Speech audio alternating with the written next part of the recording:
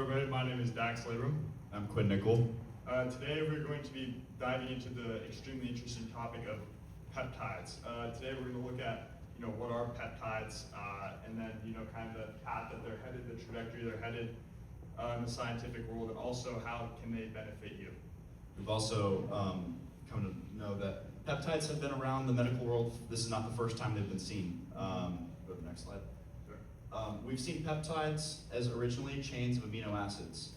They're now being made for a bunch of different things as lab-made compounds. So we've originally seen peptides in things such as insulin and regulatory systems for cell transport and things like that that people use for controlling things like diabetes. But we're now seeing these are synthetically created peptides in labs that are being used for things such as muscle growth, muscle repair, things inside like cosmetics that are very beneficial.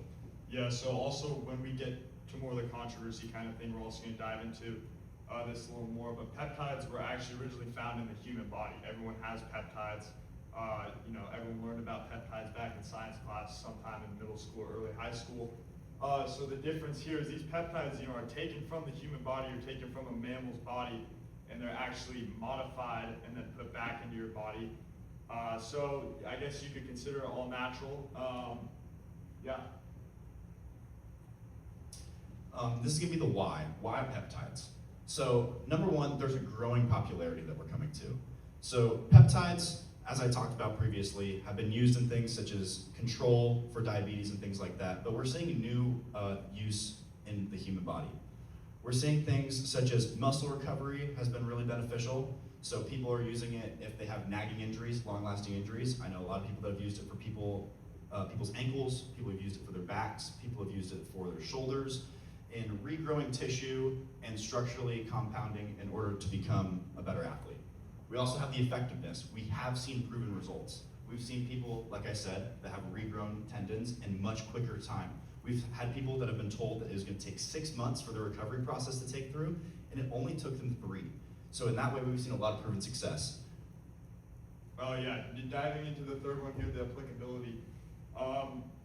Peptides can be applicable for everybody. There's a million different ways to combine them. There's a million different reasons to use them.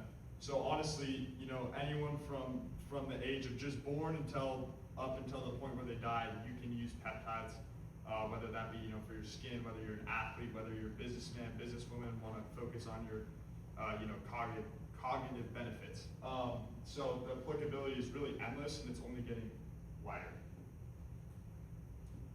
Here we're just gonna look at some personal experiences here, just kind of as more proof. But actually, personal experience for me, funny enough, I tore my labrum, which, in case you guys don't know, is also my last name. Back in the CIF championship game a couple months ago, but it took me a month to get that diagnosis. Once I got the diagnosis, I went to PT work, and it was slow. I was getting better, but it was slow. But when you get on, it's the most popular stack there is. It's called Wolverine. It's literally just taken from your body, spun around, modified a little bit, and it actually grew my labrum tendon back together. What they said could have been a 6-month surgery, or not 6-month surgery, but a surgery that would have taken me out, sidelined me for 6 months. I was back ready to go in under 3. So that's my personal experience with it, and like I said, like millions of people use that specific peptide. It's prescribed by doctors. It's a super well-known thing, and yeah, we've seen results with it.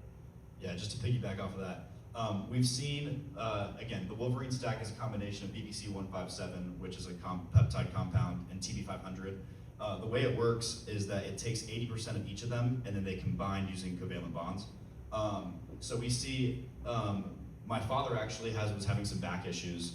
He had tried things like deep tissue massage, because he had some herniated discs in his back. He had tried things like acupuncture, red light therapy, and none of these really did the same thing that the Wolverine stack had done for him.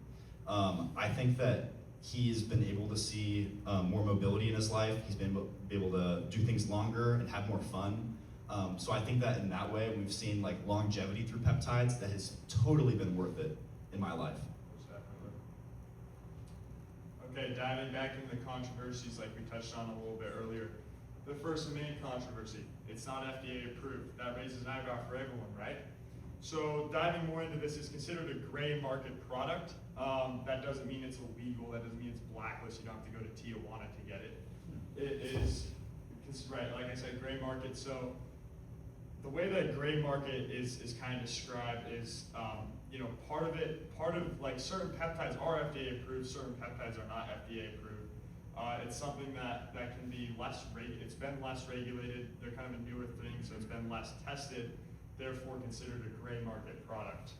There's also a lot of peptides that are becoming FDA approved. You have things like the GLP-1, which has been used in things such as Ozempic, which are approved by the FDA for weight loss. And they're seeing ways that they can be, the thing that the FDA is wanting to cover is the cleanliness of the places that these things are being made. And so they want to do this in a way that they can take progressive action towards. And so a lot of these places are producing them overseas, and so the FDA doesn't have complete access to where they're being created. And so they're trying to get a grasp on that now, but they just want to take a deeper dive into the different combinations of how that acts on the human body. Yeah, and then just a little statistic, in the last 10 years, there's been 26 peptides that have been approved by the FDA, the Wolverine stack being one of those. So, you know, as we can see, that number's only rising. It's an exponential trend. And so, you know, more and more peptides are becoming approved. Kind of more in track with that gray market product, it's considered a bucket 2. What's a bucket 1 product? Advil, right? Everyone takes Advil. That's something that's, you know, been around forever. It's been tested. There's no controversies around it. Bucket 2 is something that is not so much of like dangerous, but it's not fully, like we said, it's half and half. Some are FDA approved, some aren't. They're headed that direction. So as we can see here, there's just some examples of peptides that are not necessarily FDA approved. They're considered bucket 2, which doesn't mean doesn't mean, you know, like you can get in trouble for using it. It just means that they're not, I guess, promoted by the government. Yeah, so just to wrap us up here, the reason we came here today is we want people to think differently about the negative connotations about peptides, right? Or even the way that they're taken. A lot of people will inject it, and that can be a weekly or daily injection. Yeah, there's a negative connotation about, you know, injecting stuff like steroids and whatnot, but we just want to kind of clear the air on that, because that is, you know, of course there's going to be a negative connotation around that, but these are not, they're headed more and more in a direction that shouldn't be negative. They're becoming FDA approved. Yeah.